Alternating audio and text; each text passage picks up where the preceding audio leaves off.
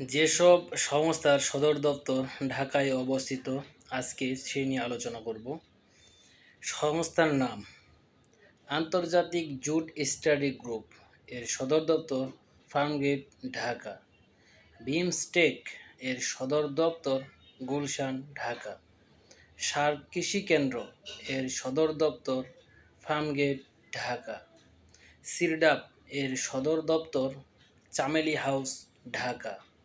SAARC আবহাওয়া গবেষণা কেন্দ্র, এর সদর দপ্তর আগারগাঁও, ঢাকা। আন্তর্জাতিক উদ্রাময় রোগ গবেষণা কেন্দ্র, এর সদর দপ্তর মহাখালী, ঢাকা। আন্তর্জাতিক মাতৃভাষা ইনস্টিটিউট, এর সদর দপ্তর সেগুনবাগিচা, ঢাকা।